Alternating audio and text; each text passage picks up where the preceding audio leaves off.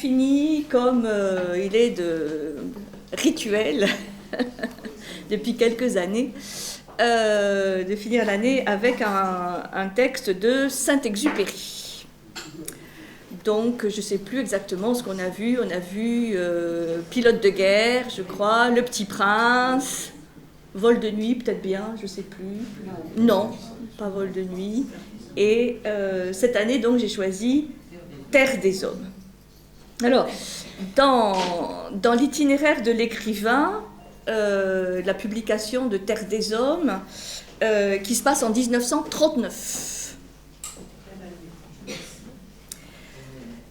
constitue pour Syntex une sorte de retour littéraire, hein, puisque cela fait 8 ans qu'il a publié Vol de nuit, qui a été un grand succès, et 10 ans après Courrier Sud, qui est aussi est un roman qui a eu beaucoup de succès.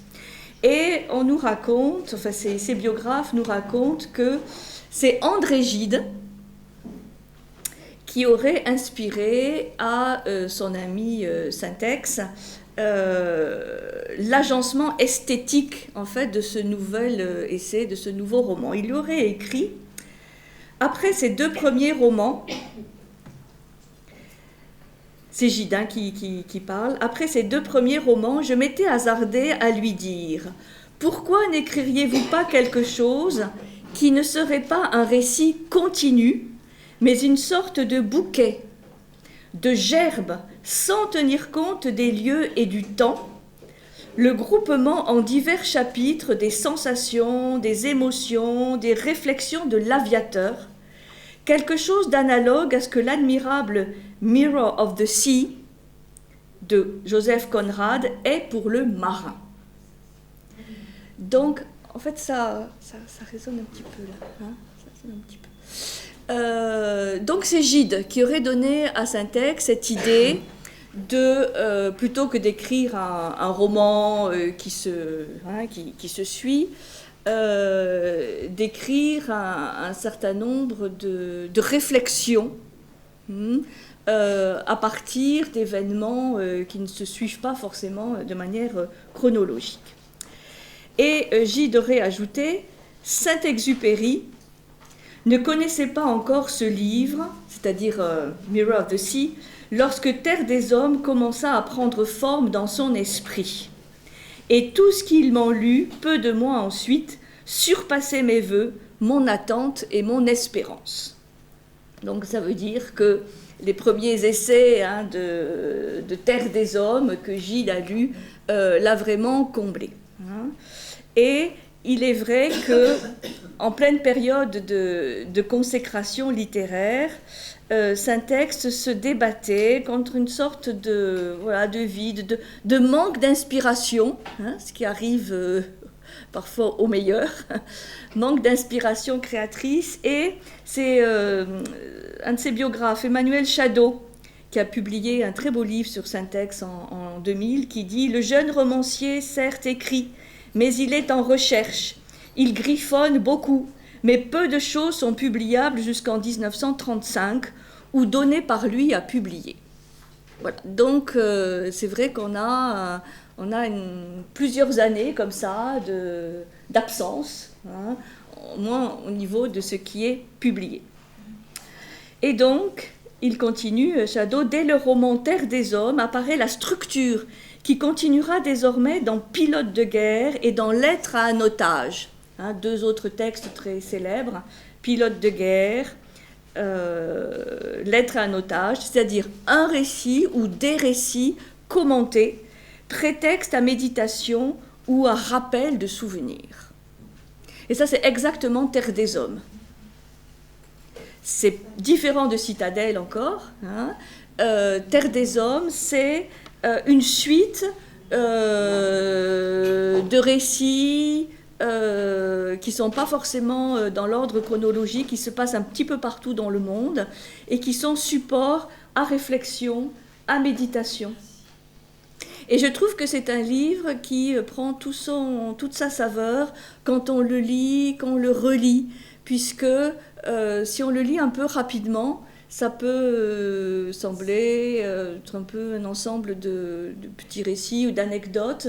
Et la profondeur, je trouve, de ces réflexions apparaît quand on se donne le temps, la peine de relire plusieurs fois. Et c'est ce qui m'est apparu là cette année encore, des choses sur lesquelles on peut passer assez vite, en disant bon, c'est assez évident, et en fait qui gagne à être mûri en réflexion.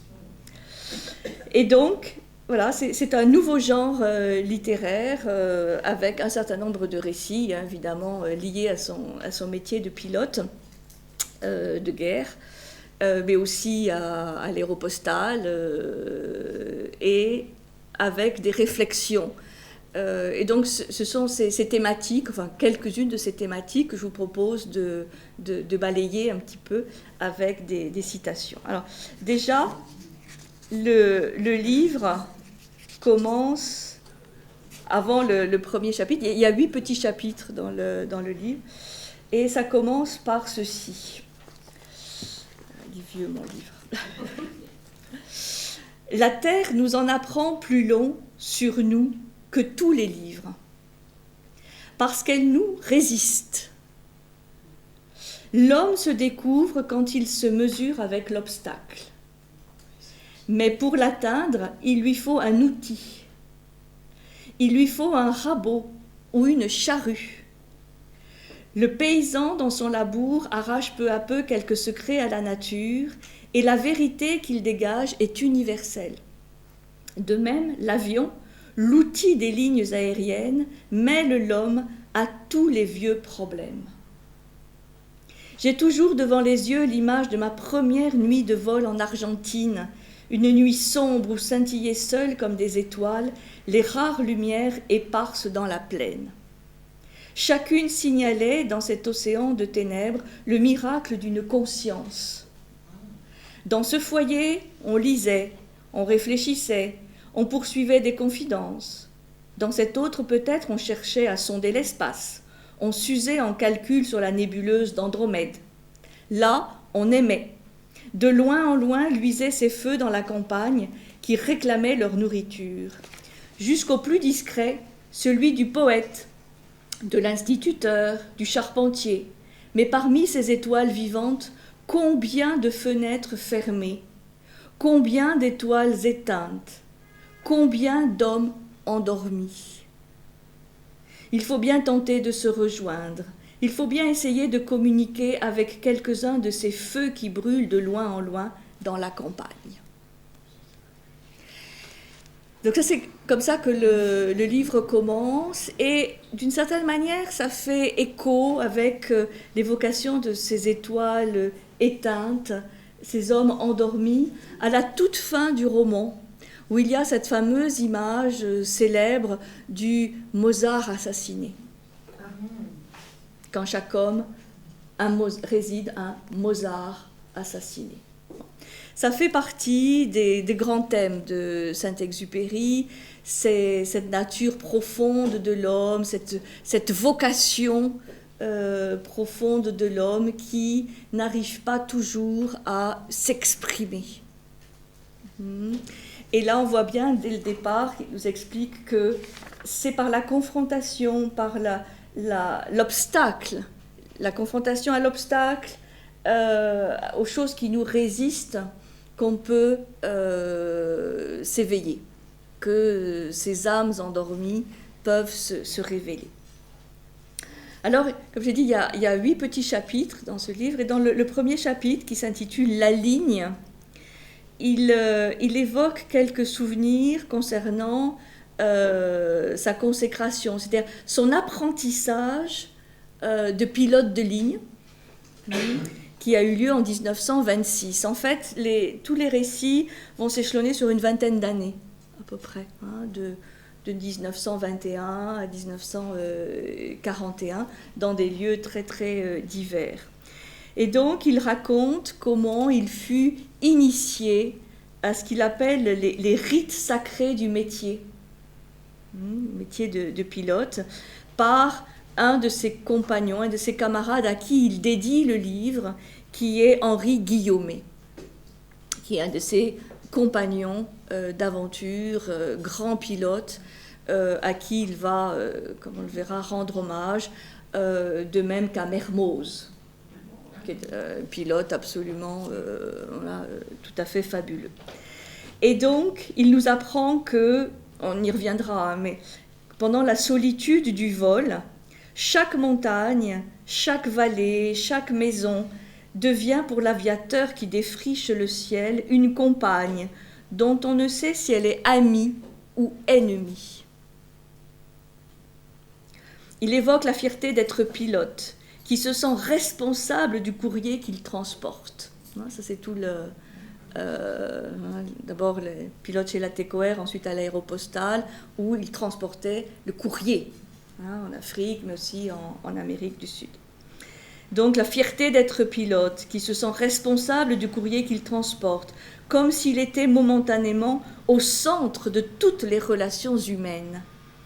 Et il affirme que les nécessités qu'impose un métier transforment et enrichissent le monde. Donc évidemment, tout ce qu'il écrit est directement lié à cette expérience, souvent extrême, limite, de pilote. Pilote de ligne, pilote de guerre, et il est vrai que même si ce n'est pas très très ancien, on a du mal à imaginer les machines dans lesquelles ces pilotes volaient, où à chaque vol, ils risquaient évidemment leur vie, ou parfois même ils étaient obligés de sortir la tête du cockpit pour voir un petit peu où ils allaient, avec des instruments totalement rudimentaires, qui gelaient, qui cassaient, et donc, il y a eu plus d'une centaine de pilotes comme ça qui ont perdu la vie, et ils étaient conscients qu'ils ne reviendraient peut-être jamais, quand ils prenaient leur envol. Dans le deuxième chapitre, intitulé « Les camarades », c'est là où il rend hommage à ses fameux compagnons, donc Guillaumet, Mermoz, avec qui il tisse des liens extrêmement forts, et il salue les actes de courage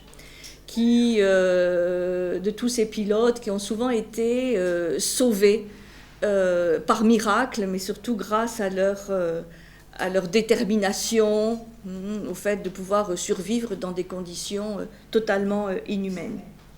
Et pour Syntex, ces pilotes appartiennent à cette, comme il dit, cette minorité d'êtres qui se mettent au service pour que la vie revête l'aspect d'une création quotidienne et qui luttent contre la mort jusqu'à leur dernière force pour ne pas trahir la confiance que l'on a placée en eux.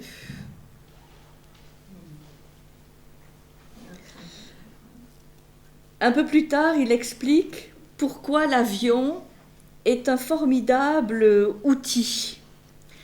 Un peu, fait comparaison à l'instar de la charrue qu'utilise le paysan. L'avion n'est pas une fin en soi, ce n'est qu'un outil, mais un outil particulier, puisque comme il le dit, et ça c'est quelque chose sur lequel on reviendra assez longuement, c'est un outil qui est aussi un merveilleux instrument d'analyse. Il y a tout un chapitre qui nous explique comment l'avion a changé notre perception du monde. Notre perception de la Terre, mais aussi notre perception de l'homme. Donc une révolution apportée par l'avion qui nous décrit un autre réel qui n'est ni meilleur ni pire, mais différent, essentiellement différent. Et grâce à l'avion, il dit qu'on découvre la Terre et l'on comprend quelle est la véritable demeure des hommes. D'où le nom, Terre des hommes, qui en plus de cet aspect-là évoque ce qu'on trouve dans les mythes de création, où l'homme a été façonné à partir de glaise et de terre. On peut le comprendre aussi comme ça. De quoi est fait l'homme ? Et donc, il nous révèle aussi le caractère dramatique de certaines des aventures qu'il a vécues dans le désert. Il a une prédilection très particulière pour le désert, qui est à la fois un milieu très hostile, mais aussi très protecteur. Dans l'avant-dernier chapitre, au centre du désert, justement, il raconte comment il s'est perdu avec son mécanicien, André Prévost, qu'ils ont vraiment plus que frôlé la mort de soif et de fatigue, et où tout d'un coup lui est apparu le visage de l'homme. C'est un très, très beau récit aussi, avec un grand H, avec le visage de tous ces hommes à la fois, en la personne d'un bédouin, Libye, puisque ça se passe dans le désert de Libye, qui les a sauvés et qui leur a donné à boire. Donc, on voit aussi ce côté peu mystique qu'on avait vu dans Le Petit Prince, où derrière cette certaine figure d'êtres humains, il y voit la figure de l'être humain, de l'homme, dans toute sa grandeur. Enfin, moi, c'est aussi ce qui me touche chez Saint-Exupéry, c'est qu'il voit toujours la grandeur, la dignité, vraiment la puissance de l'homme. Même si, comme il le dit aussi, parfois, cette grandeur, cette puissance, cette dignité, elle peut être un peu endormie. Et dans le dernier chapitre, intitulé « Les hommes », vous voyez, 8e et dernier chapitre, « Les hommes », donc là on a la quintessence de son message, il expose les principes, les grandes valeurs qui lui sont chères, qui sous-tendent un peu ce qu'on appelle parfois l'humanisme de Saint-Exupéry. Pour lui, la seule valeur, la seule vérité qui s'impose à l'esprit est celle que l'homme porte en lui. Tout est paradoxal chez l'homme. C'est pourquoi la vérité ne se démontre pas.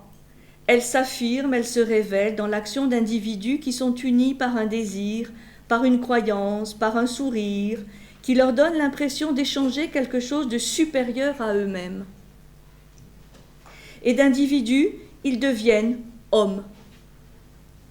Toujours cette idée de se mettre au service de quelque chose qui dépasse, avec cette part d'inconnu, de mystère, de risque. Bien sûr, de risque total même, qu'il est amené à prendre. Ainsi, dit-il, lié à nos frères par un but commun et qui se situe en dehors de nous, alors seulement nous respirons et l'expérience nous montre, la fameuse formule, qu'aimer, ce n'est point nous regarder l'un l'autre, mais regarder ensemble dans la même direction. Voilà, ça c'est la fameuse... citation quand on va sur Internet, citation de Saint-Ex, bon voilà, aimer, ce n'est pas se regarder l'un l'autre, mais regarder ensemble dans la même direction, mais qui s'applique à l'amour dans vraiment toutes les acceptions, pas simplement l'amour du couple, oui, mais l'amour, oui, entre amis, la philia, cette fameuse amitié, philia, cette amitié grecque, cet amour que l'on peut ressentir avec des gens avec lesquels on partage quelque chose qui nous dépasse. Et là, dans beaucoup de récits, ce qui transparaît, c'est cette profonde amitié qui lie tous ces pilotes, qui ne sont pas forcément des gens très expansifs. Quand ils reviennent, c'est plutôt des gens un peu bourrus, mais avec des liens. Vous savez, ce terme de lien, il revient souvent sous la plume de Saint-Exupéry. Et quelque chose d'indéfectible, mais vraiment d'inconditionnel, d'indéfectible, parce que tous ces gens jouent leur peau. Et bon, en état de guerre, on peut se dire, bon, il y a la notion de devoir, de servir son pays, ok. Mais là, souvent, dans le cadre de l'aventure de l'aéropostale, c'est pour porter du courrier, enfin, pour transporter du courrier. Et donc, ça, c'est intéressant, parce qu'on pourrait dire, bon, c'est peut-être moins jouer sa vie pour transporter du courrier, ça peut poser question. L'engagement est le même, parce que le courrier, c'est la communication, c'est le lien. Il y a peut-être plein de lettres avec peut-être plein de choses banales, mais il y a aussi peut-être des lettres d'amour, il y a des lettres voilà, importantes pour les hommes, et donc on ne juge pas.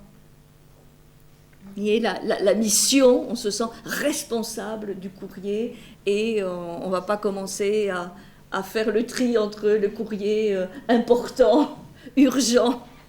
Non, c'est inconditionnel. C'est ça qui, quand même, amène à réfléchir un petit peu. Et donc, il dit qu'il préfère les vertus de l'amour qui ouvrent le chemin de la foi à celles de l'intelligence qui mène au doute. Et donc, dit-il souvent, nous sommes trop intelligents. Hein, nous réfléchissons trop, nous sommes trop intelligents, et donc nous finissons par douter. Hein, parfois douter de beaucoup de choses. Il pense que l'on n'est pas naturellement digne d'être homme. Pour y parvenir, il convient de rejeter tout ce qui menace de nous rattacher au culte de l'individu et de renoncer en même temps à la simple jouissance des biens matériels. Donc, c'est toujours un goût pour l'universel qu'il veut nous faire toucher du doigt, en nous invitant à découvrir dans le sacrifice et l'humilité la plus noble des satisfactions. Celle, dit-il, qui doit nous amener à concevoir comme nécessaire une vie spirituelle où soit engagé le destin de l'humanité. Donc là, vous avez le programme un peu de Saint-Exupéry, une voie spirituelle. Donc, bon, pour lui, ça sera plus une voie chrétienne, parce que c'est son environnement, son éducation, mais pour lui, l'essentiel, c'est l'esprit, hein, une voie spirituelle, une vie spirituelle, où soit engagé le destin de l'humanité. Donc une vie, une voie qu'on ne suit jamais que pour soi, mais en plaçant l'humanité, mais pas une humanité abstraite, un ensemble d'hommes, hein, pour lesquels il convient de se battre. Alors, il faut savoir que cette expérience de pilote, elle est nouvelle hein, à l'époque, et c'est vrai qu'il y a peu d'hommes, hein, c'est les camarades dont il parle, peu d'hommes peuvent se vanter hein, de vivre ce qu'il a connu, ces expériences extrêmes, et ceci l'amène donc à des réflexions sur la condition humaine, les valeurs, disons, humaines, qui ressort de cette expérience de pilote. Et il dit bien que sans cette expérience de pilote, peut-être ces écrits auraient été différents. Hein. Alors, un autre petit passage alors, qui est sur la fin. Tout au long de ce livre, j'ai cité quelques-uns de ceux qui ont obéi, semble-t-il, à une vocation souveraine, qui ont choisi le désert ou la ligne, comme d'autres eussent choisi le monastère. Et pour lui, c'est à peu près le même type de voie, un sacerdoce, quoi. Un sacerdoce. Mais j'ai trahi mon but si j'ai paru vous engager à admirer d'abord des hommes. Ce qui est admirable d'abord, c'est le terrain qui les a fondés. Il y a vraiment une imbrication entre l'expérience de ces hommes et puis leur métier. Les vocations, sans doute, jouent un rôle. Plusieurs reprises dans son œuvre, il parle de la vocation. Les vocations sans doute, jouent un rôle. Les uns s'enferment dans leur boutique, d'autres font leur chemin impérieusement dans une direction nécessaire. Nous retrouvons en germe dans l'histoire de leur enfance les élans qui expliqueront leur destinée. Mais l'histoire, lue après coup, fait illusion. Ces élans-là, nous les retrouverions chez presque tous. Nous avons tous connu des boutiquiers qui, au cours de quelques nuits de naufrage ou d'incendie, se sont révélés plus grands qu'eux-mêmes. Ils ne se méprennent point sur la qualité de leur plénitude. Cet incendie restera la nuit de leur vie. Mais faute d'occasions nouvelles, faute de terrain favorable, faute de religion exigeante, ils se sont rendormis sans avoir cru en leur propre grandeur. Certes, les vocations aident l'homme à se délivrer, mais il est également nécessaire de délivrer les vocations. C'est toujours des phrases courtes, bien ciselées. Donc, les vocations, oui, mais il faut aussi délivrer les vocations. C'est une très belle expression. Donc, donner les terrains. C'est pour ça qu'il parle beaucoup du terrain d'expérience. Le terrain propice, favorable à la délivrance, justement, de cette vocation. Une vocation n'est pas tout. Nuits aériennes, nuits du désert, ce sont là des occasions rares qui ne s'offrent pas à tous les hommes. Et cependant, quand les circonstances les animent, ils montrent tous les mêmes besoins. C'est pour ça qu'il y a cette idée d'homme universel. Tous les hommes ont les mêmes besoins. Ça fait penser à Simone Weil, les besoins de l'âme. Bon. Tous les hommes ressentent ces besoins et selon les opportunités, selon les expériences qu'ils ont à vivre, eh bien ces besoins s'expriment ou pas. Cela donne évidemment des pistes sur l'éducation. Comment donner aux enfants ces terrains pour délivrer les vocations. Alors, il y a donc, à travers tous ces témoignages, ces expériences, une question qui me semble essentielle. Bon, évidemment, qu'est-ce que l'homme? Ça, c'est... Bon, vous direz, c'est un peu bateau. Qu'est-ce qui permet de devenir vraiment un homme? Je dirais plutôt ceci. Qu'est-ce qui permet... en fait, de réaliser sa condition d'homme. Bon, vous avez bien compris, hein, homme, avec un H majuscule, féministe que je suis. Ok. Oui, ça n'empêche. Donc, qu'est-ce qui permet de devenir vraiment... Qu'est-ce qui fait que cette vocation, en fait, d'homme, elle peut se révéler? De mon point de vue, on peut en choisir d'autres, c'est le fil rouge du roman. Qu'est-ce qui fait qu'on peut devenir homme ou rester, comme il le dit, de manière un peu, un peu directe, cet homme endormi ou ce Mozart assassiné. Et pour lui, il est clair que l'homme a le choix, enfin l'individu a le choix. Alors, donc je vais évoquer certaines thématiques.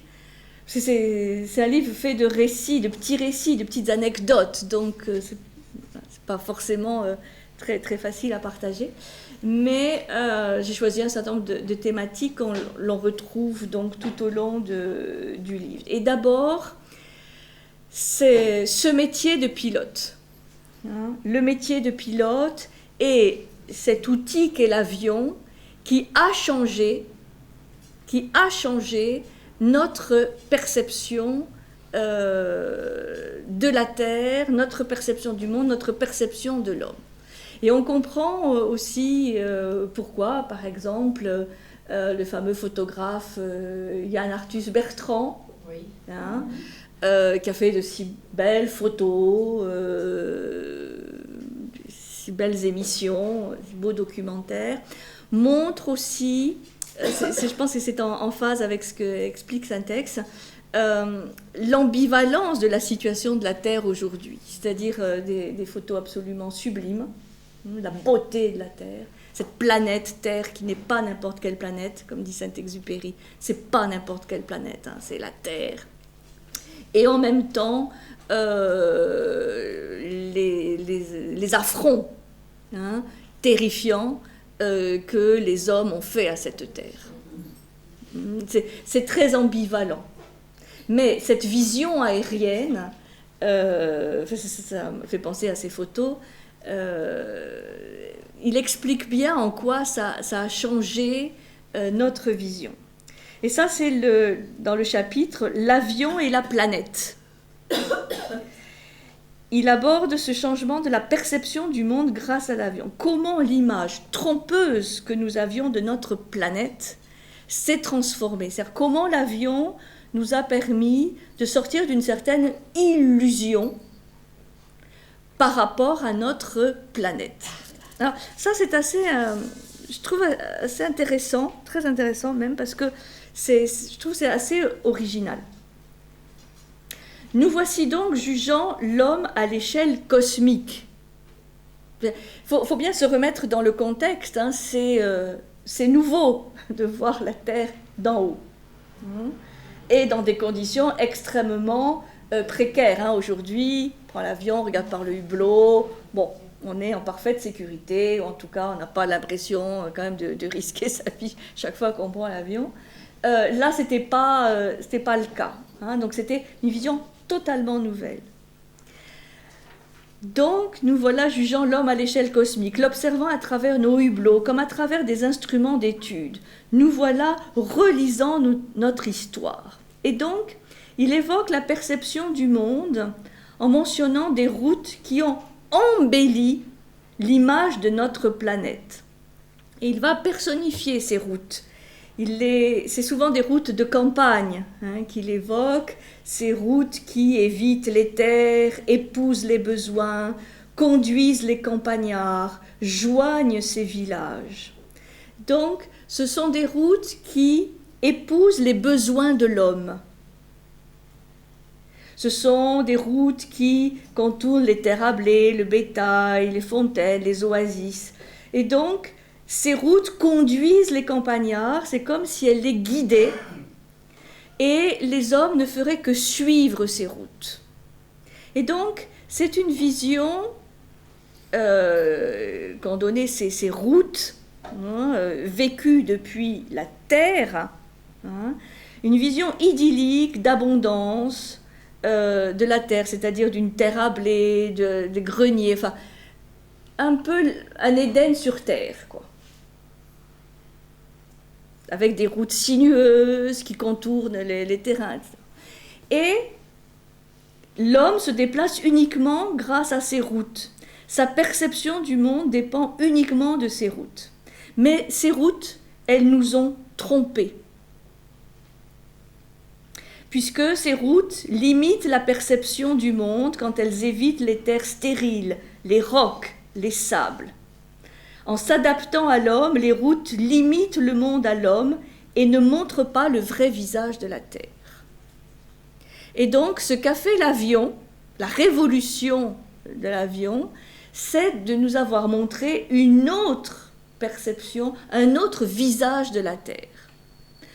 Plus riche, plus complexe, on voit de haut les choses, mais aussi plus ambivalent, puisque cette vision de haut va nous montrer les souffrances de la Terre.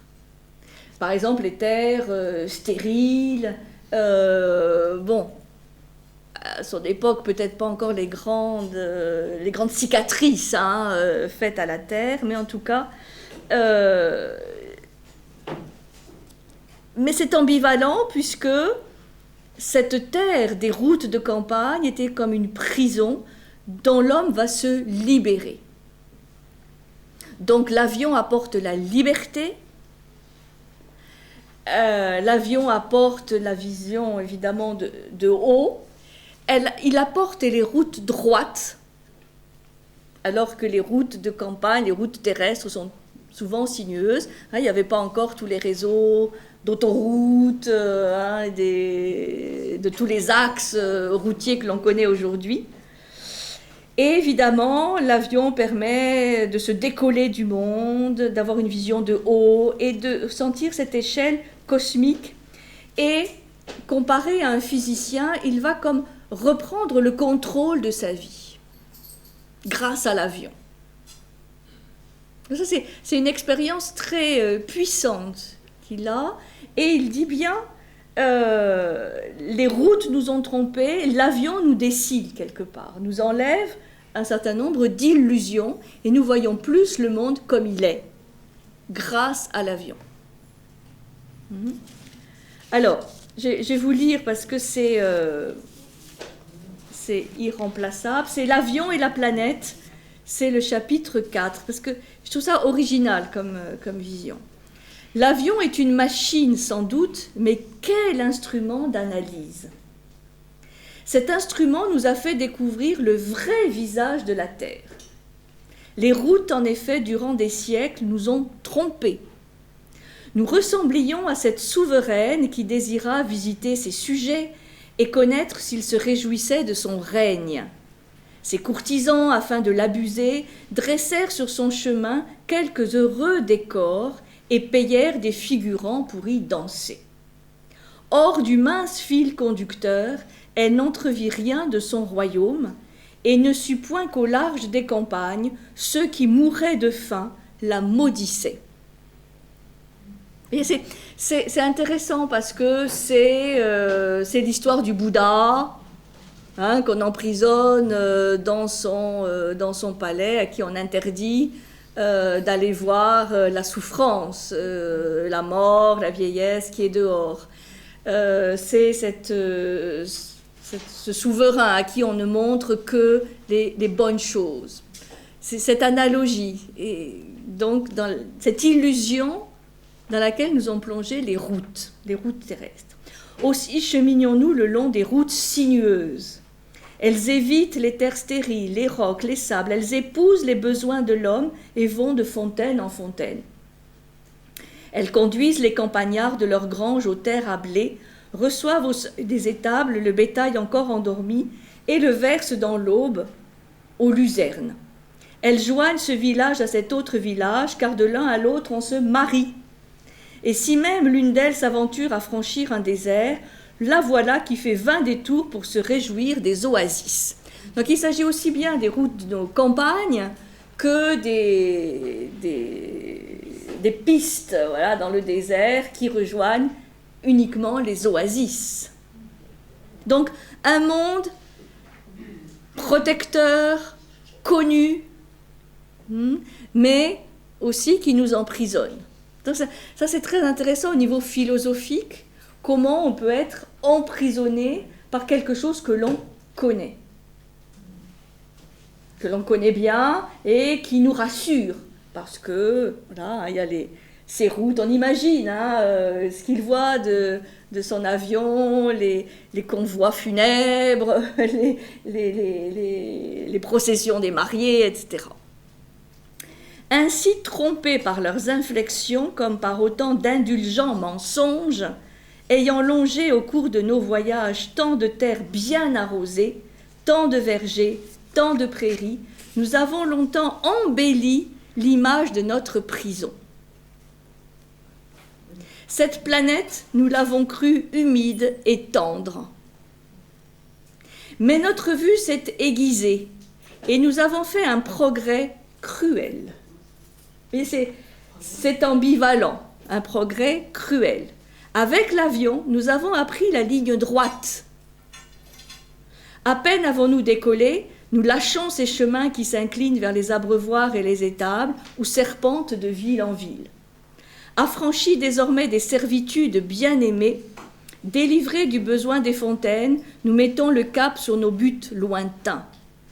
Alors seulement, du haut de nos trajectoires rectilignes, nous découvrons le soubassement essentiel, l'assise de rocs, de sable et de sel, où la vie, quelquefois, comme un peu de mousse au creux des ruines, ici et là, se hasarde à fleurir. Nous voilà donc changés en physiciens, en biologistes, examinant ces civilisations qui ornent des fonds de vallées et parfois, par miracle, s'épanouissent comme des parcs, là où le climat les favorise. Nous voilà donc jugeant l'homme à l'échelle cosmique, l'observant à travers nos hublots, comme à travers des instruments d'étude. Nous voilà relisant notre histoire.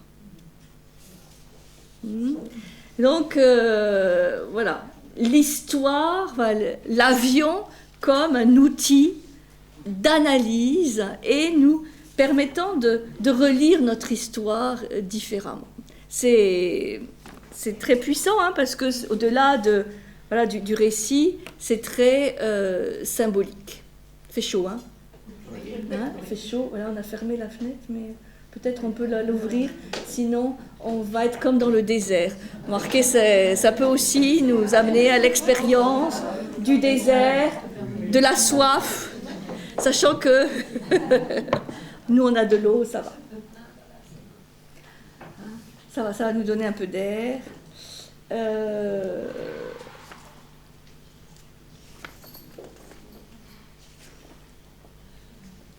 Donc, la révolution, c'est vraiment une révolution et on ne voit plus les choses autrement. Et c'est sans retour, c'est un changement irréversible. Le fait de ne plus voir le monde et donc la vie de l'homme aussi autrement. Alors c'est vrai qu'aujourd'hui c'est devenu banal. C'est devenu banal de prendre l'avion, mais justement ça permet la prochaine fois qu'on prendra l'avion, on pensera au décollage ou à l'atterrissage, à voir ces petites routes sinueuses. Bon, maintenant il y a beaucoup de voitures, il y a beaucoup d'autoroutes, ça a changé depuis. Mais en quoi il y a une révolution technique peut changer la perception humaine. C'est pour ça qu'ils considèrent toujours l'avion jamais comme une fin en soi, mais comme un outil. Comme un outil. Et je trouve intéressant de transposer aussi, à l'époque c'était la révolution de l'avion, mais si on peut transposer à ce qui se passe aujourd'hui. Avec les nouvelles technologies, avec, je sais pas moi, l'intelligence artificielle, l'espace, on voit les choses autrement. Alors, tout l'enjeu pour Saint-Exupéry, c'est de toujours garder cette idée d'ambivalence, c'est-à-dire, vous voyez, un progrès cruel. Tout progrès a quelque chose de positif, mais aussi est cruel. En quoi c'est cruel. Et puis surtout, comment jamais ne pas perdre l'humanité. Et je pense que c'est un sujet brûlant. Alors, bon, là j'avais choisi un autre extrait, mais je lirai si on a le temps après. Donc ça c'est une première thématique qui n'apparaît pas forcément dans les autres romans. Parce que dans les autres romans, c'est un récit d'aventure, il n'y a pas forcément cette réflexion sur l'avion comme outil d'analyse, comme outil d'une nouvelle perception, et que nous avons été abusés d'une certaine manière jusqu'alors. Deuxième grande thématique qui apparaît, avec justement le chapitre sur les camarades, c'est l'initiation, ce premier jour de vol, après avoir été préparé, qui s'appelle le jour de la consécration. Vous voyez, c'est un terme religieux, consécration, et qu'il définit vraiment comme un rite de passage. Là, c'est vraiment intéressant parce que ça rejoint tout ce qu'on peut savoir sur le rite d'initiation, les rites de passage, où l'individu a un certain statut, ensuite va vivre son épreuve en solitaire, Hein, parce que même s'ils sont 2 dans l'avion, c'est quand même une expérience vécue seule. Et puis, où il revient, s'il revient, avec un autre statut. Parce que cette confrontation, cet obstacle, cette épreuve, lui a permis de vivre des choses et donc de revenir avec une autre conscience. Hein, sachant que l'initiation, c'est le passage de conscience d'un niveau à un autre. Là, il parle du premier vol, c'est-à-dire il s'est préparé et un soir, le commandant, ou je ne sais plus qui, le fait venir dans son bureau et il lui dit « Bon, demain, vous partez, demain, vous volez ». Et il y a ce moment qu'il décrit très très bien, où il va se soumettre au rite sacré du métier et qui lui permet de naître à autre chose. Hein, c'est très beau la manière dont il le décrit, avec tout un voyage dans un omnibus, où il se retrouve seul dans cet omnibus, entouré de, comme il les appelle, de fonctionnaires ou de bureaucrates qui, eux, de toute façon, voilà, vont à leur travail à moitié endormis et ne vont jamais connaître ce que lui va connaître. Et cet omnibus qu'il décrit comme une chrysalide. Et là, il n'y a pas de mystère sur ce côté initiatique de ce premier vol. L'omnibus comme une chrysalide dont il sortira transfiguré, puisque à partir de là, il se sentira responsable du courrier d'Espagne et d'Afrique, puisqu'à l'époque, c'était Alicante, Casablanca, Dakar, etc. Responsable du courrier d'Espagne et d'Afrique. Et là, il y a vraiment de très belles pages, bon, je ne peux pas vous lire, mais il était 3 heures du matin, hein, quand on me réveilla. Je poussais d'un coup sec les persiennes, observais qu'il pleuvait. Bon, évidemment, le jour de son premier vol, il pleut. Bon, ce n'est pas les conditions idéales. Une demi-heure plus tard, assis sur ma petite valise, j'attendais à mon tour sur le trottoir luisant de pluie que l'omnibus passât me prendre. Tant de camarades avant moi, le jour de la consécration, avaient subi cette même attente, le cœur un peu serré. Donc, il raconte, c'est exactement comme le premier jour de l'école, hein, pour un enfant avec son cartable, hein, qui attend le bus. Bon, c'est une initiation, c'est vraiment le rite de passage dans toute sa splendeur. Bon, il y a plusieurs pages, là aussi où il évoque l'omnibus, où on apprend qu'un tel camarade ne reviendra pas, hein, de son vol, ce qui crée vraiment cette idée d'une communauté de destin de ces pilotes. Et il y a vraiment cette opposition entre ceux qui vivent ces expériences et les autres, sans qu'il y ait même si parfois ces bureaucrates, ils les présentent comme vraiment des êtres endormis, il n'y a pas de mépris dans le sens où il sait que ces êtres endormis pourraient se réveiller un jour. Simplement, ce n'est pas en allant chaque jour à leur bureau avec cette routine dans laquelle ils se sont installés que peut-être ils vont se réveiller. Donc il y a cette opposition des destins, des vocations qui est très très belle. Donc hein, si vous le lisez, le relisez, vous verrez il y a de très très belles pages sur ce premier vol dont il va revenir évidemment investi d'une nouvelle conscience. Ça c'est dans le chapitre sur la ligne. Et donc, c'est un rite exactement, enfin un rite, on va dire, initiatique, un rite religieux, c'est exactement ça. Et après, chaque vol est comme une répétition de ce premier vol. Quelque part, pour ne pas justement rentrer dans la routine. Et là, vu les conditions, c'était difficile quand même de rentrer dans la routine. Chaque vol est vécu à l'image de ce premier vol. c'est-à-dire où on s'attend à tout. On s'attend à tout. Tout est possible. Moi, j'ai connu ça. Parce que mon mari, il était contrôleur d'aérodrome pendant la guerre d'Algérie.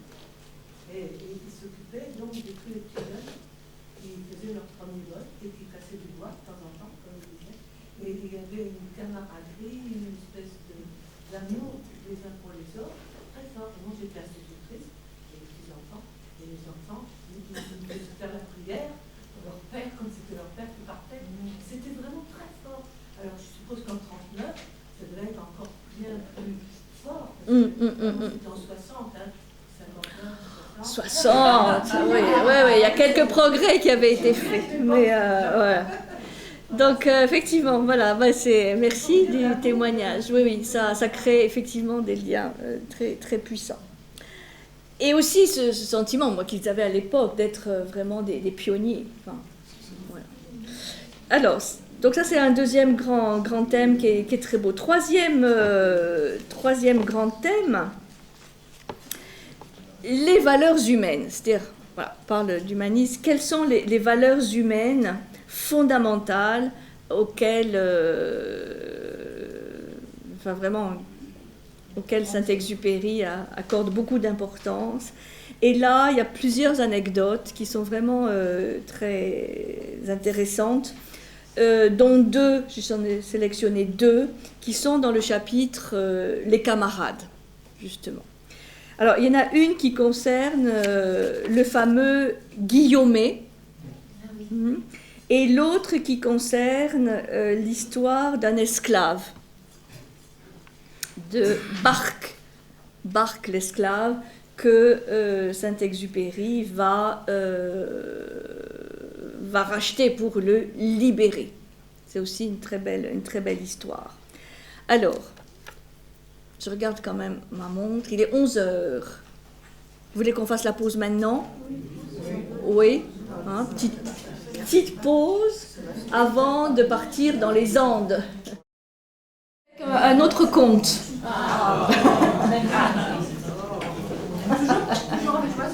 Toujours avec l'oiseau, ah oui, quand même. C'est un conte, là aussi, soufi. On le trouve dans le Badnaoui de Rumi, donc aussi, mais aussi le livre d'Atta. Enfin, voilà. Vous savez, les contes, on le retrouve sur des formes différentes, mais non. Un homme attrapa un oiseau. Captif, je ne te serai d'aucune utilité, dit l'oiseau. Rends-moi ma liberté et je te donnerai 3 bons conseils.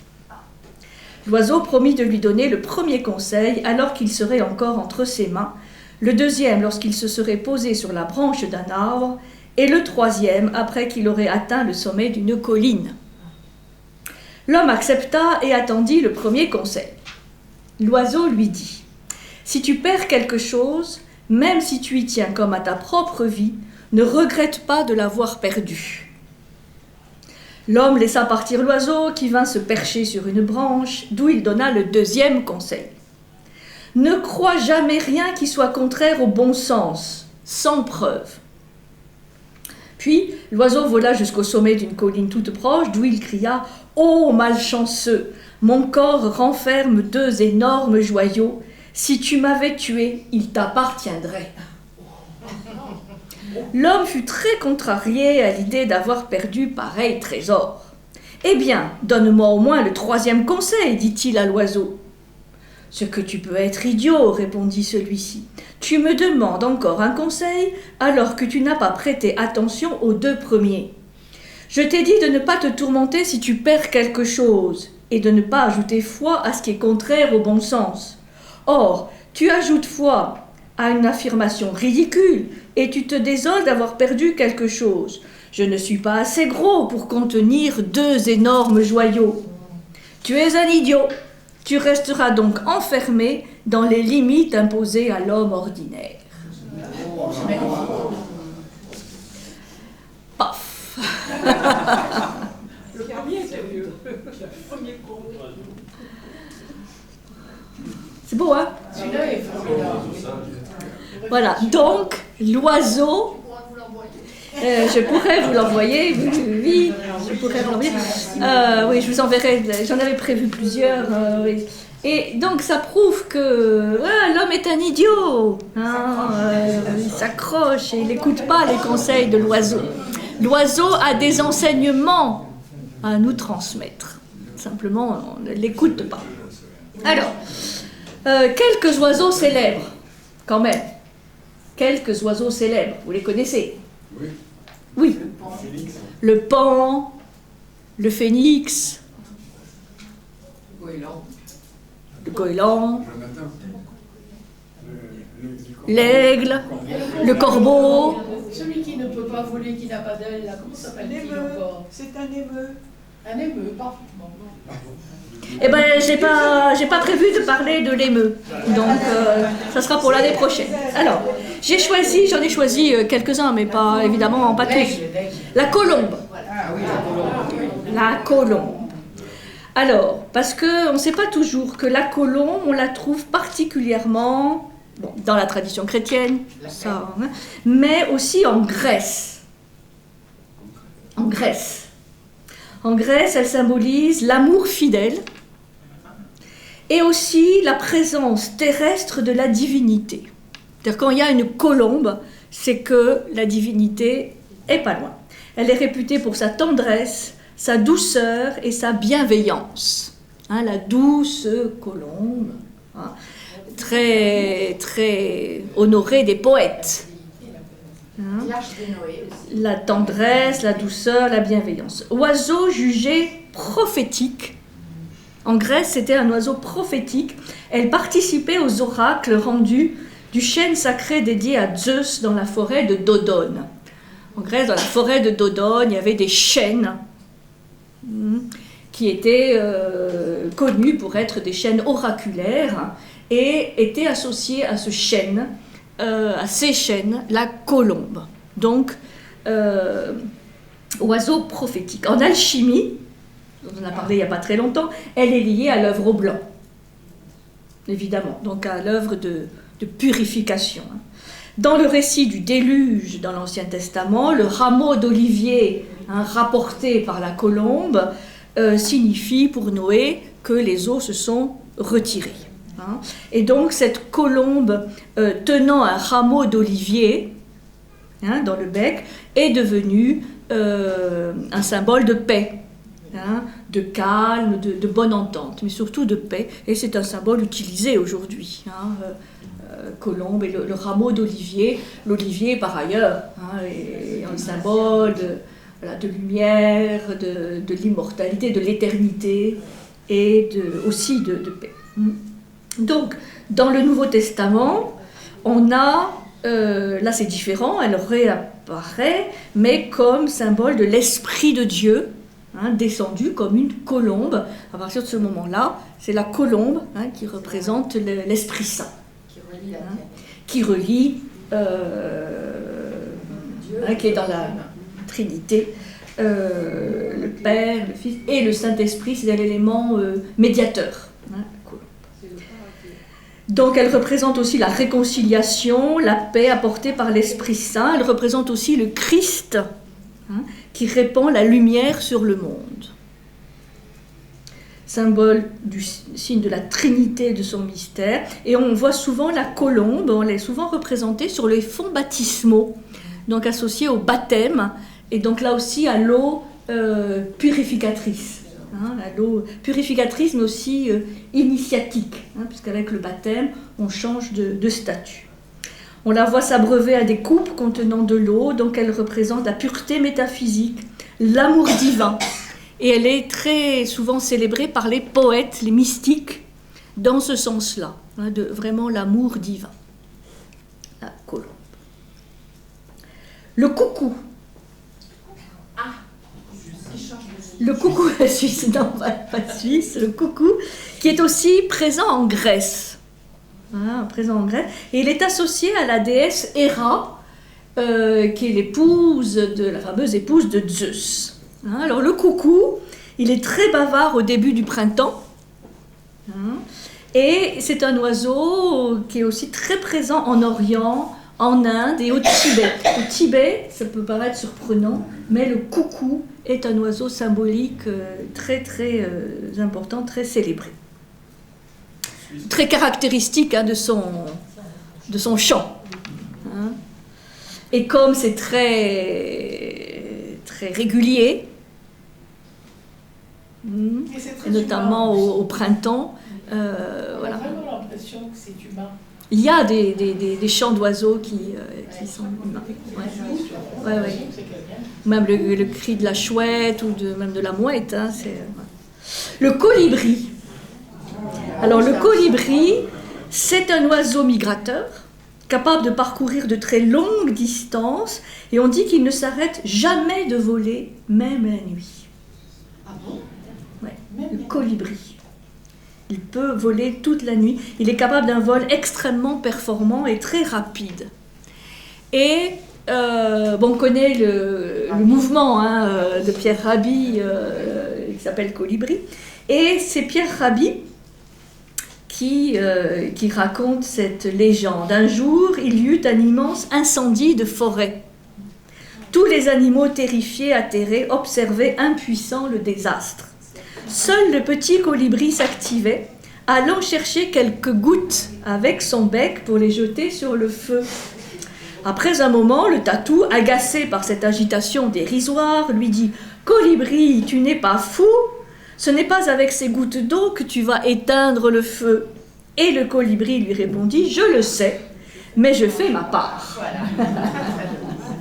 Voilà. D'où l'expression de faire sa part, donc par rapport à l'écologie, nouveau paradigme, nouveau comportement. Bon, soyons comme le colibri, on fait peu, mais on fait sa part. Voilà. Et si tout le monde fait sa part, ça pourra peut-être renverser le sinistre destin que nous nous sommes fabriqués. Donc colibri, c'est... Bon, vous verrez, c'est des formes tout à fait magnifiques. L'hirondelle. L'hirondelle, ça c'est un oiseau qu'on aime beaucoup en France, parce qu'elle est très proche des hommes.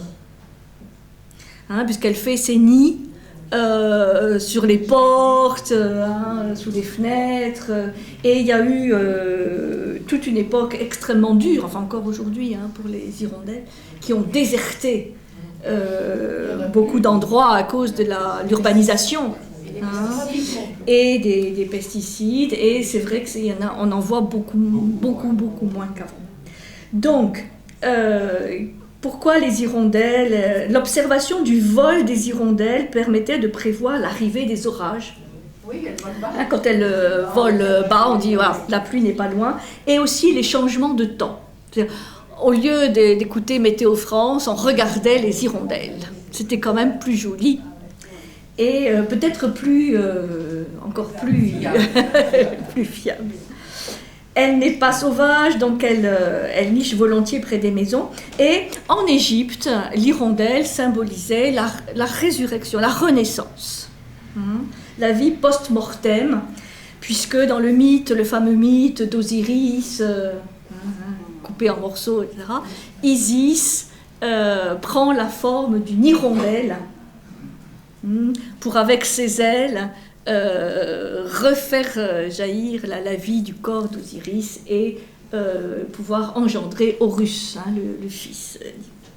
Donc, elle est très souvent représentée, l'hirondelle, sur les sarcophages égyptiens, comme symbole de la vie éternelle.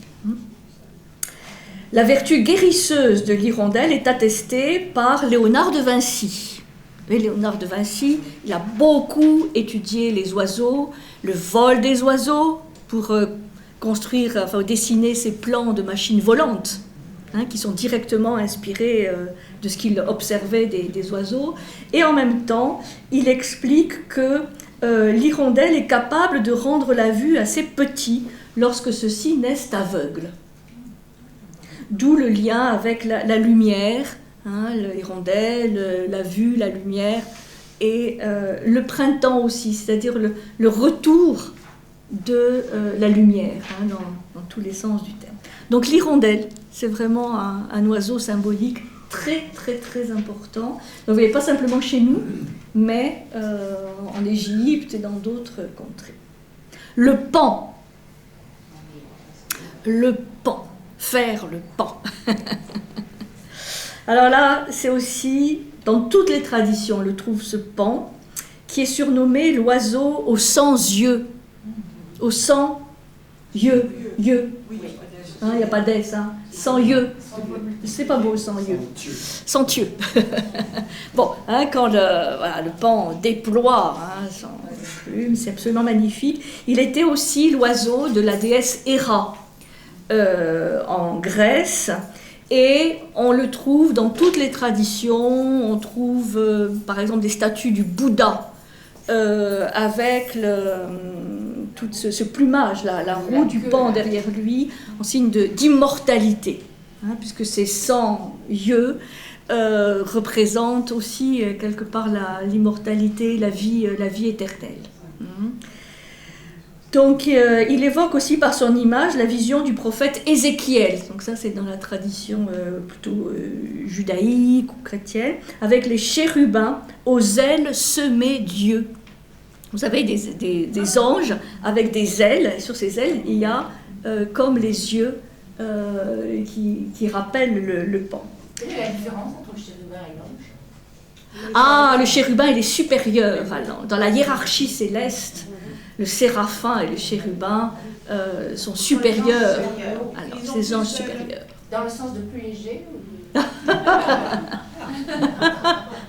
Débarrassé. Ça, c'est la grande question. J'ai jamais pesé les ailes des chérubins. Ça, c'est quelque chose... En tout cas, moi, j'en sais rien. Mais ils sont supérieurs, donc ils sont probablement plus évolués. Que je vous dise. Plus près de Dieu. Plus près de toi, mon Dieu. Voilà. Alors, maintenant, le poids des ailes, j'en sais rien. Ils sont sur les anges ont 2 ailes et les chérubins ont 4 ailes. Et ben voilà. Et ben voilà. Et ben voilà. Voilà, merci. 4 ailes. Ça change tout. On est toujours dans les histoires de voitures. Bon. Donc le pan est réputé pour la multitude de ses regards. Hein, donc c'est la capacité, ça symbolise la clairvoyance. C'est-à-dire le fait de voir dans toutes les directions. Hein. Donc cette voilà, voyance, mais aussi dans le passé, dans le futur, enfin, une capacité de voir. Mais on a dit c'est aussi le mauvais œil. Oiseau solaire, le pan non. Le pan non. Bon alors après, chacun y voit ce qu'il veut. Voilà. Donc si vous voyez le mauvais œil dans le pan, ça c'est votre liberté totale. Mais ça n'a pas été trop utilisé, c'est plutôt un oiseau solaire dont les yeux sont comparés aux rayons du soleil. Donc c'est vraiment la lumière solaire, la lumière divine dans toute sa splendeur. Hein. Et vous savez, c'est aussi le mâle qui a cette caractéristique. Donc on dit aussi se pavaner comme un pan. Bon, voilà. La roue symbolise aussi la voûte du ciel avec ses innombrables étoiles. C'est-à-dire on peut y voir des yeux, on peut aussi y voir des constellations, des étoiles. Qu'est-ce qu'on fait du pan épinos? Alors, bon, tu marques tes questions, Jacqueline, et on y répondra l'année prochaine. Alors, dans l'art chrétien, un couple de pans entoure l'arbre de vie. Et je crois me rappeler qu'à Notre-Dame de la Garde, sur les magnifiques mosaïques qui sont restaurées, oui, de la voûte principale, je crois bien que là, il y a des magnifiques pans.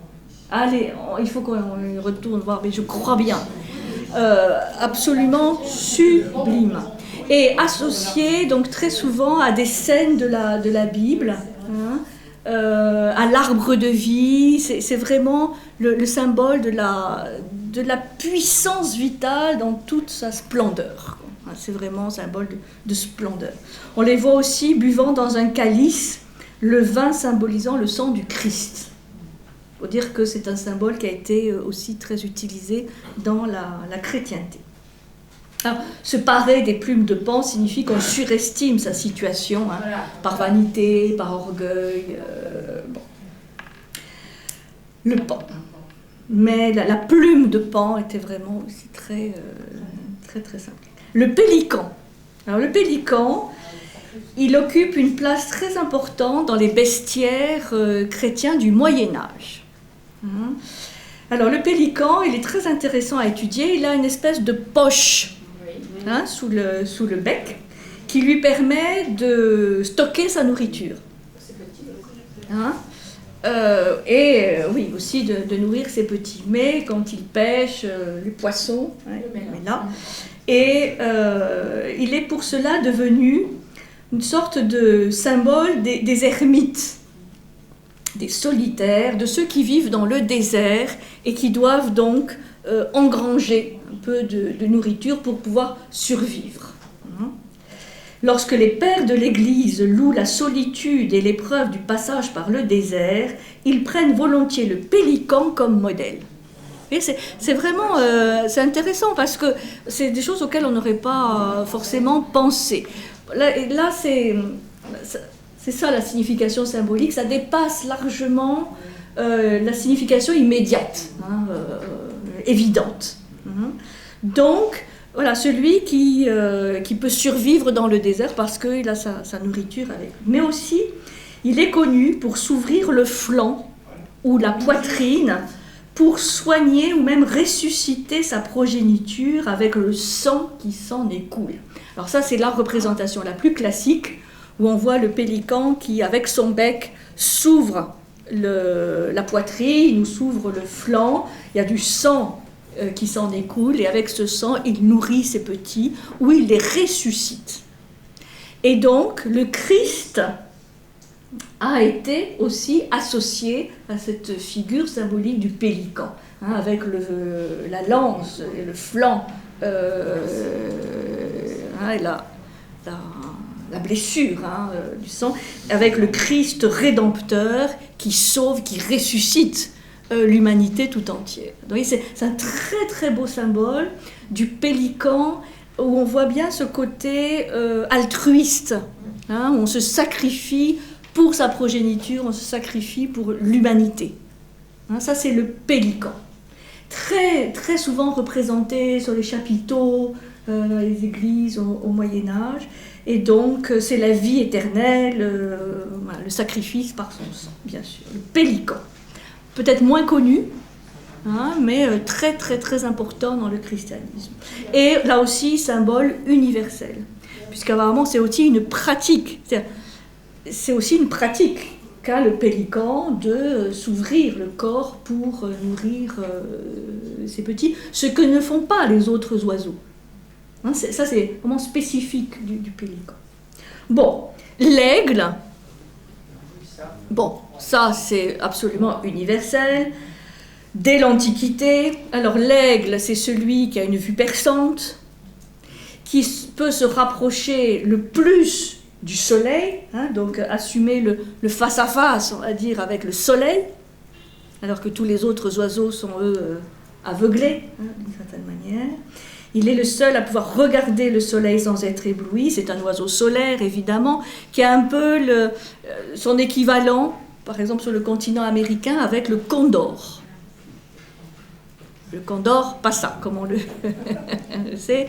Bon, aigle, condor, ça dépend, c'est comme tigre, jaguar, ça dépend des continents. Et évidemment, dans la tradition chrétienne, il est le symbole d'un des 4 évangélistes.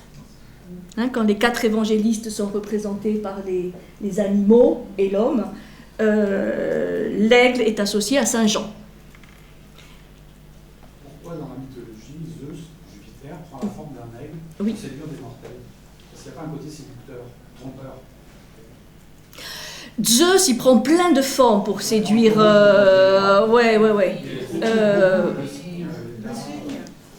Beaucoup d'animaux. Pas simplement l'aigle. Hein. Alors, l'aigle, bon, c'est devenu aussi un symbole du pouvoir, hein, de la puissance, puisque c'est un animal qui se mesure au soleil, donc il a, oui, des serres puissantes. Donc Zeus se transforme en aigle. Là, c'est vraiment pour symboliser la puissance. Personne ne peut résister, de toute façon, à Zeus. Par rapport à la mythologie, par rapport à l'oiseau qui élève, là, c'est la divinité qui descend, en fait, sous la forme d'un oiseau. Oui, alors, il y a plusieurs relations entre les oiseaux et les dieux. C'est soit les dieux qui prennent la forme d'oiseaux, soit les dieux qui utilisent des oiseaux comme monture. Par exemple, en Inde, les dieux ont toujours des montures. Et je crois que c'est l'oiseau Garuda, qui est la monture, je ne sais plus, c'est de Shiva ou Rama. Enfin, c'est un support. Donc là, il y a plusieurs liens, il y a plusieurs rapports. C'est soit la divinité qui s'incarne dans une forme animale, oiseau ou autre, soit qu'il l'utilise comme monture, c'est-à-dire comme support, donc comme aussi médiation. Et on dit que c'est l'attribut du Dieu, c'est le symbole du Dieu. Donc voilà, et l'aigle, on le retrouve évidemment beaucoup dans l'héraldique. Dans L'héraldique, de la science des écussons, des symboles du bois. Alors vous avez plusieurs aigles, l'aigle a 2 têtes, peut-être, mais c'est toujours un symbole puissant. Et la cigogne, on entend parler de la cigogne. Là, non, parce qu'on ne peut pas parler de tout, mais... Symboliquement, elle est... Alors la cigogne, c'est très ambivalent. Il y a des sociétés qui la jugent très positive, évidemment, associée à la naissance, au bébé, et puis d'autres qui la voient comme un animal vraiment presque maléfique. Oui, c'est pas... Alors la cigogne, on dit aussi que c'est un peu l'oiseau de l'alchimie, avec les 3 couleurs, noir, blanc et rouge. Alors, vous avez aussi des oiseaux qui ont une réputation un peu ambivalente, parfois mauvaise, comme la pie. La pie, alors que c'est magnifique une pie. Elle est renommée pour son bavardage, elle jacasse, elle est voleuse, voilà. Et c'est dans les Métamorphoses, Ovide commente l'aventure de 9 jeunes filles, excellentes musiciennes. Elles vont mesurer leur talent avec les muses. Et par jalousie, les muses les métamorphosent en pie. Et c'est donc là qu'elles conservent ce besoin de parler, de jacasser, pour leur seul plaisir. Ça, c'est comme ça que les Grecs voyaient cette profusion de paroles, la pie. C'est aussi intéressant, on fait penser à autre chose, dans les contes, vous avez parfois des personnages qui sont enfermés dans les corps d'un oiseau. Ils sont comme ensorcelés dans des corneilles, dans des corbeaux, dans des pies. Et à la fin du conte, souvent, ils sont libérés. Et donc là, ils retrouvent leur nature humaine. Mais c'est aussi un peu cette image d'une nature humaine contrainte. Alors là, c'est l'inverse, c'est pas la liberté, mais contrainte dans une forme animale qui peut être une forme d'oiseau. Alors par contre, la pie en Chine, par exemple, c'est un oiseau hyper positif qui annonce le bonheur, la joie, la bonne entente conjugale. Donc, vous voyez, chez nous, c'est plutôt une mauvaise réputation, négatif, et en Orient, c'est tout le contraire. Pareil aussi pour le corbeau. Le corbeau, qui est très riche d'un point de vue symbolique, on dit que dans l'initiation au mystère de Mithra, donc qui était très important à Rome notamment, le corbeau signifiait le premier degré ou grade dans l'initiation. Le premier grade d'initiation, c'était le corbeau. Le corbeau était associé à Mercure, la planète la plus proche du Soleil. Il était considéré comme le messager du Soleil, et c'est aussi un oiseau oraculaire associé à Apollon. Il y a une très belle coupe qui est très célèbre, qui est dans, je crois, au musée d'Athènes, où on voit Apollon avec la lyre. Et il y a sur le trépied, il y a un magnifique corbeau. Donc le corbeau qui coasse, ou qui croasse, est lié à cette parole prophétique, parole oraculaire. Et Dieu de la lumière, Apollon, Dieu de la lumière et des oracles. Et en France, le nom de la ville de Lyon, le nom romain de la ville de Lyon, Lugdunum, signifie la colline des corbeaux, parce que Lug était le nom d'un dieu gaulois qui était toujours accompagné d'un corbeau. Donc à Lyon, les corbeaux sont positifs, puisque Lyon est la colline des corbeaux, et un vol de corbeaux aurait annoncé ou indiqué le lieu où devait être bâtie la ville. C'est pour ça que Lugdunum, la colline des corbeaux. Et à part ça, les naturalistes considèrent le corbeau comme un oiseau doué d'une rare intelligence et perspicacité. Alors, c'est le premier oiseau envoyé qui ne revient pas, puisqu'il n'a pas trouvé de terre sèche où se poser. Donc c'est un peu, là il y a un couple, un corbeau-colombe. On dit que la communauté des corbeaux est soumise à des lois, donc une vie sociale des corbeaux, et celui qui enfreint ces lois est condamné à mort par ses congénères. Il symbolise aussi la longévité. Donc c'est un animal hyper positif, vous voyez, très bienfaisant, et c'est au Moyen-Âge, au XIIIe siècle précisément, que le corbeau devient maléfique, dévoreur de récoltes, amateur de charogne, associé à la mort ou au péché. Et c'est à partir de ce moment-là que le corbeau devient impur, devient impropre à l'alimentation, et oiseau de malheur, et on dit même que celui qui écrit les lettres anonymes est un corbeau. Donc il y a un côté noir, diabolique, un peu, corbeau, mais qui vient du Moyen-Âge. Et avant, dans l'Antiquité, Moyen-Âge chrétien, oui, dans l'Antiquité ou dans d'autres traditions, le corbeau continue à être finalement l'oiseau de lumière, même s'il est noir, un oiseau vraiment de lumière, de prophétie, de renaissance quelque part. C'est très intéressant de voir selon les époques et selon les lieux comment. Et aujourd'hui, un corbeau, alors que c'est un oiseau super. Alors, autre animal un peu, la chouette. La chouette, on dit que l'œil de la chouette possède une acuité parfaite et aussi une ouïe d'une extrême finesse. Et sa voix ne ressemble à aucun autre cri d'oiseau. Le ululement de la chouette, c'est quelque chose quand même de très particulier. Et la chouette, dans l'Antiquité aussi, donc oiseau d'Athéna, celle qui voit, oiseau nocturne, mais qui voit parfaitement dans la nuit, était symbole de la sagesse. Celle qui peut voir justement ce que les autres ne voient pas. Donc là, c'est intéressant par rapport aux animaux diurnes et nocturnes, comment à un certain moment en Occident, il y a eu un renversement.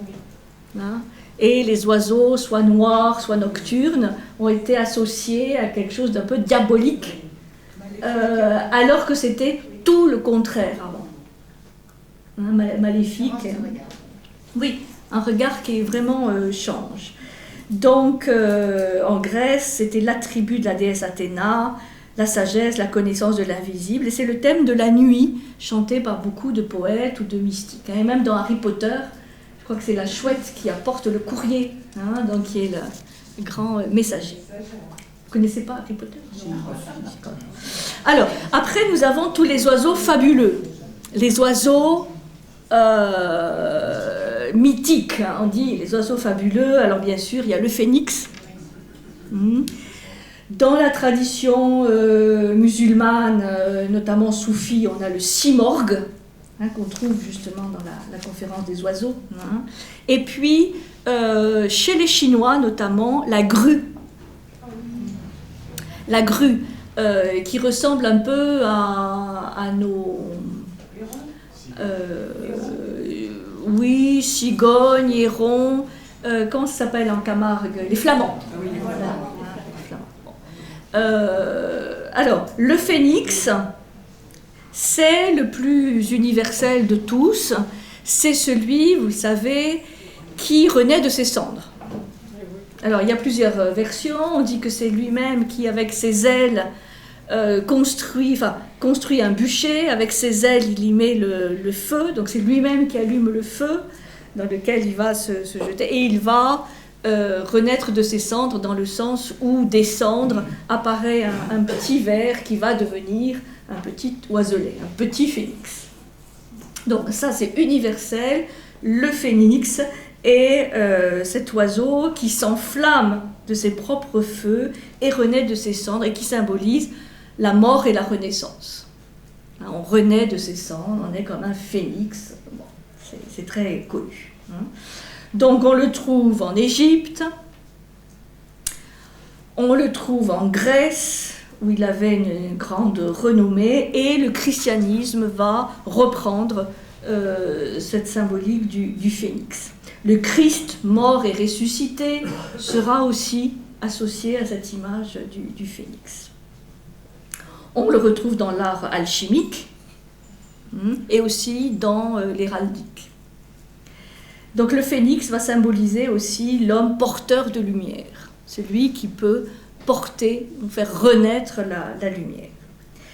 Bon, le simorgue, j'en parle pas plus, j'ai déjà évoqué. La grue, alors là c'est très intéressant, vous voyez dans les représentations taoïstes, hein, donc chinoises taoïstes, les fameux immortels, c'est-à-dire les saints taoïstes qui chevauchent des grues. Et la grue est donc oiseau d'immortalité en Chine. Donc là, on a, et ça donne cette expression de chevaucher l'oiseau, chevaucher la grue, c'est être immortel. Et la grue était aussi connue chez les Grecs, puisque c'était un des oiseaux d'Apollon. Et il y a même, aujourd'hui encore en Grèce, dans certains villages, une danse dédiée à Apollon, donc à la lumière, qui est la danse de la grue. Nous, on imite hein, le pas de la grue, hein, quand elle... la danse nuptiale de la grue. Voilà. Donc, la grue, vous voyez, c'est pas très connu aujourd'hui. Il y en a peut-être moins dans nos contrées, mais en Afrique, il y en a un oiseau fabuleux. Le pied de grue, chez nous. Ben je crois que c'est parce que la grue, quand elle est au sol, elle tient sur une patte, non, c'est ça, faire le pied de grue, attendre en fait. Hein, on piétine sur place. Bon. Alors, dernier élément, qu'on a déjà un peu évoqué, évidemment, largement, l'oiseau va être lié à l'ascension spirituelle. Hein, voilà, qu'on a vu avec l'âme ailée, le vol magique du chaman, l'ascension spirituelle, donc l'oiseau, symbole de l'âme, hein, ou de l'esprit, voilà, c'est-à-dire des réalités célestes. La connaissance, mais pas seulement, c'est-à-dire le fait de recouvrer cette proximité avec le monde des origines, avec le monde divin. Hein. Donc là, vous avez toutes les variantes possibles de l'immortel qui chevauche un oiseau, du vol magique du chaman, hein, de l'ascension spirituelle de l'âme, hein, qui redevient ailée, hein, qui recouvre sa nature. Vous avez en Amérique latine toute une tradition des hommes volants, donc qui imitent le vol des oiseaux. Hein, souvent, C'est que dans certains villages du Mexique, il y a on appelle les voladores, c'est-à-dire les hommes volants, ceux qui volent. Ils montent au sommet d'un mât de cocagne, hein, le fameux mât, l'axe du monde. Hein. Ils montent tout en haut et ensuite ils se lâchent dans le vide, mais ils sont attachés par les pieds et ils tournent comme ça. Ils descendent en tournant. C'est physique, hein, voilà, ils s'entraînent pour faire ça, les hommes volants, et pendant tout ce vol, ils sont des oiseaux, quoi, hein, et qui font le lien entre le ciel et la terre. C'est très très beau. Hein, c'est à Oaxaca, à Acapulco, voilà, donc c'est un peu un équivalent de la danse tournoyante des derviches. Hein, on monte au ciel et on redescend en simulant le vol des oiseaux. C'est-à-dire qu'il y a une fascination toujours, hein, de l'homme volant, que maintenant on réalise de manière plus technologique, hein, en montant dans un avion. Mais chevaucher un oiseau, voilà. Et c'est Mircea Eliade qui a beaucoup étudié, évidemment, toute cette image du vol qui s'intègre dans les profondeurs de la psyché humaine. Et c'est Jung, Lacan aussi, qui a beaucoup étudié tout cela au niveau symbolique, hein, ce vol, cette ascension de l'oiseau. Donc, évidemment, beaucoup de mystiques, de poètes, de mystiques vont utiliser l'image du vol de l'oiseau pour exprimer cette ascension de l'âme. Chevaucher le vent, réaliser une traversée en solitaire, faire l'expérience du déracinement. Dans beaucoup de textes, notamment indiens, on parle de cette expérience de l'oiseau migrateur. Hein, puisque l'oiseau migrateur, souvent il brave voilà, tous les dangers pour retrouver un endroit très spécial, hein, où il va refaire son nid, et ils ont donné aussi sa vie à sa progéniture. Donc l'oiseau, c'est l'âme, hein, qui repart vers sa contrée d'origine. Et les Upanishads, par exemple, font référence à Hamsa, le fameux oiseau Hamsa, qui est une sorte de cygne, très beau cygne, avec deux ailes, une aile blanche, une aile noire, et dont le son est le fameux Om, hein, Om, qui est le son de l'oiseau Hamsa. Il faut savoir aussi, par rapport à cette mystique ou cette parole oraculaire, que les oiseaux étaient très utilisés pour les hospices, notamment à Rome. Ça, c'est un art tout à fait traditionnel. Les hospices, ça vient de aves spicere en latin, qui veut dire observer les oiseaux. Hein? Et donc, les Romains, avant de prendre une décision, voilà, notamment par rapport à une guerre, à un traité de paix, voilà, consultaient soit le vol des oiseaux, hein, donc ils regardaient comment volaient les oiseaux et après ils les interprétaient, soit ils étudiaient les entrailles, voilà, des oiseaux sacrifiés, et ils interprétaient, hein, ce qui a donné toute la science des auspices, donc de lire dans l'avenir. Et donc là, c'était vraiment spécifiquement des oiseaux, pas d'autres animaux qui étaient sacrifiés, dont on étudiait les entrailles, les viscères. Oui, ça s'écrit Hamsa. Hamsa, H-A-M-S-A. Hamsa, H-A-M-S-A. Ça, c'est en Inde. Et là, les auspices.